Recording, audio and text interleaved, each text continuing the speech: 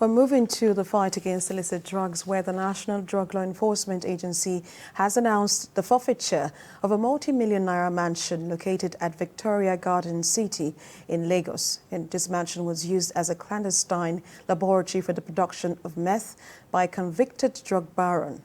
We have details in this report. Following the arrest of Okenwa Nzewi alongside his associate Sonny Okar, both suspects pleaded guilty to the charges against them. They were sentenced to 4 and 3 years imprisonment with an optional fine of 4 million naira and 3 million naira respectively.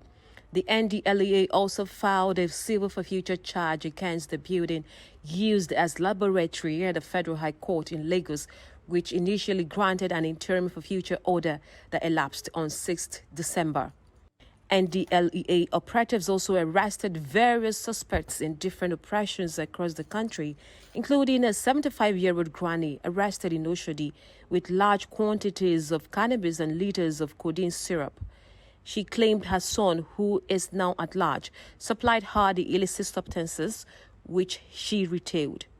At the Sako export schedule of the Murtala Muhammed International Airport, over 1.5 million pills of tramadol, 225 milligram and Rohypnol were intercepted in a cargo. Suspects were also arrested in Rivers, Imo, FCT, Nasarawa and Zamfara states, with various illicit substances seized.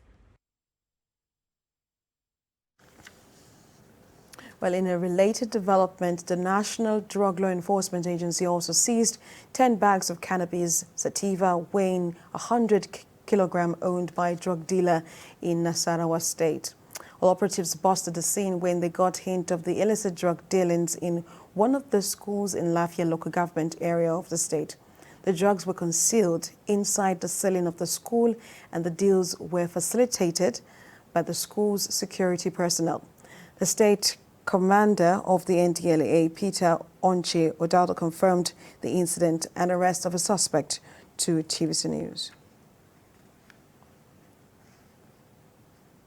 Well, the commander joins us live on the news to discuss this incident. Thank you so much for joining us on the news. One wouldn't expect to find drugs concealed in a school. How did this happen? Talk to us about more of the investigations you were able to make.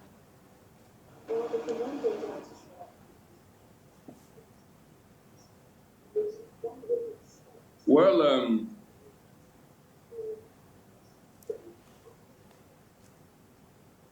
hello? Yeah, I can hear you. I'm asking, how did this happen? Okay. Well, I must confess to you that this is actually a novel development, that drugs will be concealed in the ceiling of a faith-based primary and secondary school. However, that was what we found out. I don't know the level of involvement of the school principal and staff, for instance, but I do know that the security man is really complicit. Little wonder he eluded arrest, and then he abandoned his duty post and has never gone back there since then. So I do know that he has questions that he must answer. So, like I said, this is the first time ever since I came here that we have found drugs concealed in the ceiling of a faith-based primary and secondary school. However, we got credible intelligence that somebody was dealing in drugs. We have him in our custody, but for now, I'll keep his name under wraps because of an investigation that is ongoing. Yeah, we understand that, of course, the NDLEA has been fighting illicit drugs by, of course, arresting some persons on the roadside. But some persons are still concerned that it seems that the NDLEA is going for small fishes. Talk to us about how your command is fighting illicit drugs, particularly going for the big drug barons now. So one thing I'll have you know is that we must concede to them that the big barons you are talking about, they are quite intelligent. For instance, this man we arrested may not know the drug big drug baron that is behind him. He may just know who came to deliver the drugs to him, and that will be all. But from the previous stories you carried, even this evening, before you got to Nasarawa State, it will tell you that NDLEA is not just dealing with the small fish. We have had so many barons, so many of them are in our net, and I'm sure you can testify to that. So going forward, what would you be advising Nigerians, particularly now that we've heard stories about these people lacing biscuits, cake, particularly those items for children with drugs? What's your message, to parents listening to the news right now? So I'll advise all parents that they must key into our war against drug abuse WADA initiative, which is simply saying that the war against drugs is everybody's war, and everybody must play his role if we are to defeat the drug monsters.